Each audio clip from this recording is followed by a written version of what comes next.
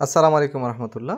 মাউসি থেকে প্রকাশিত একটা নোটিশ গতকাল 11 নভেম্বর যেটা প্রকাশিত হয়েছিল, চমৎকার একটি নোটিশ, যেটা নিয়ে অনেকের মধ্যে অনেক ধোঁয়াশা ছিল যে এবারে ভর্তি কোন পদ্ধতিতে ষষ্ঠ থেকে নবম শ্রেণী পর্যন্ত ভর্তি হবে। তো যেগুলো যে সরকারি এবং জেলা পর্যায়ের যে বেসরকারি মানে জেলা সদর উপজেলার যে বেসরকারি প্রতিষ্ঠান তাদের তো লটারির মাধ্যমে হবেই। এছাড়াও বাকি যে প্রতিষ্ঠানগুলো রয়েছে বেসরকারি বিভিন্ন অঞ্চলে, সেই বেসরকারি শিক্ষা প্রতিষ্ঠানে অর্থাৎ হাই স্কুলে ছাত্রছাত্রী কিভাবে ভর্তি হবে তার একটা সুনির্দিষ্ট এবং গোছালো খুবই চমৎকার একটি নীতিমালা কিন্তু অলরেডি প্রকাশিত হয়েছে। এবং এই নীতিমালা যারা না মানবে সেই প্রতিষ্ঠানের প্রধানকে কিন্তু এর জন্য ক্ষতির সম্মুখীন হতে পারে। তো আমি নোটিশটা এক এক করে এখানে আমি একটু শেয়ার করব। বলা হচ্ছে বিষয় 2025 শিক্ষাবর্ষে কেন্দ্রীয় পর্যায়ে ডিজিটাল লটারি প্রক্রিয়ার বাইরে শিক্ষা প্রতিষ্ঠানে শিক্ষার্থী ভর্তি সংক্রান্ত। এখানে সরকারি প্রতিষ্ঠানে যে পদ্ধতিতে আছে এটা তো অনেকে জানে, এবং এখানে পয়েন্টগুলো বলা হচ্ছে 2025 শিক্ষাবর্ষে প্রথম থেকে নবম শ্রেণীতে শিক্ষার্থী ভর্তির ক্ষেত্রে ডিজিটাল লটারি ব্যতীত অন্য কোনো পদ্ধতিতে শিক্ষার্থী ভর্তি করা যাবে না। শিক্ষার্থী ভর্তির আবেদন ফর্মের ফি সরকারি বেসরকারি কোনো ক্রমেই 110 টাকা এর বেশি গ্রহণযোগ্য হবে না। এরপর পরের পয়েন্টে বলা হচ্ছে এখানে যে প্রতি শ্রেণী বা শাখার বিপরীতে কোনো ক্রমেই 55 জন, এই যে 55 জন খুবই গুরুত্বপূর্ণ একটা এখানে তথ্য হচ্ছে, 55 জনের বেশি শিক্ষার্থী ভর্তি করা যাবে না। এরপর ঢাকা মহানগরীর ক্ষেত্রে যৌক্তিক কোনো কারণে, এই পয়েন্টটায় বলা হচ্ছে যদি যৌক্তিক কোনো কারণে ডিজিটাল প্রক্রিয়া ব্যাহত হয়, সম্পাদন করতে না পারে, সেক্ষেত্রে ম্যানুয়ালি করতে হবে।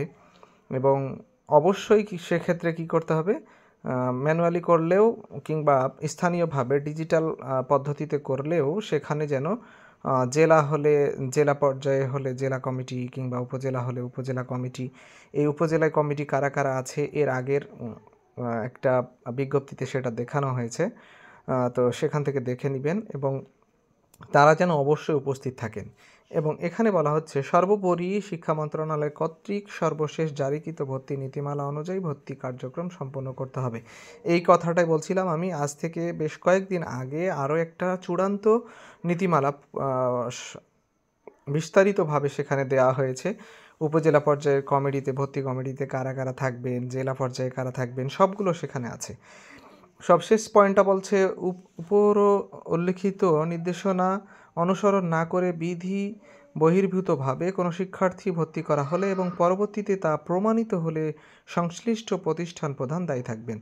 এমত অবস্থায় 2025 শিক্ষাবর্ষের ভর্তি প্রক্রিয়া স্বচ্ছতার সাথে সম্পন্ন করার লক্ষ্যে সকল প্রতিষ্ঠান প্রধানগণকে উপরে নির্দেশনা যথাযথভাবে প্রতিপালন করার জন্য নির্দেশক্রমে অনুরোধ করা হচ্ছে। এইটা পরিচালক, মাধ্যমিক বিভাগের পরিচালকের বরাত দিয়ে এই নোটিশটা মাউসিতে প্রকাশিত হয়েছে। তাই যে সকল প্রতিষ্ঠান গায়ের জোরে হোক কিংবা যে কোনো চাপে পড়ে হোক গত বছর 55 জন ভর্তি করতে গিয়েও 55 জনে রাখতে পারেননি, অনেক ঝামেলার সম্মুখীন হয়েছিলেন, তাদের ক্ষেত্রে এবার কিন্তু সহজ হবে। কারণ ভর্তি প্রক্রিয়া এবার উপজেলা জেলা পর্যায়ের কমিটিতে কিন্তু ইওনো মহোদয়, যে শিক্ষা অফিসার, মাধ্যমিক শিক্ষা অফিসার, উপজেলা মাধ্যমিক শিক্ষা অফিসার, জেলা শিক্ষা অফিসার, এদেরকে নিয়ে কিন্তু হয়েছে এবার কমিটি। সুতরাং আপনি প্রতিষ্ঠান প্রধান হলেও আপনি এইটা নিয়ে নিজে নিজে নীতিমালার বাইরে যাওয়ার চেষ্টা করবেন না। আশা করি তাদের উপর ছেড়ে দেন, তারাই সেই ব্যবস্থা করে ফেলবে ইনশাল্লাহ। তো আজকে ভিডিওটা আশা করি উপকারে লেগেছে। আজকে এই পর্যন্ত। আল্লাহ হাফেজ।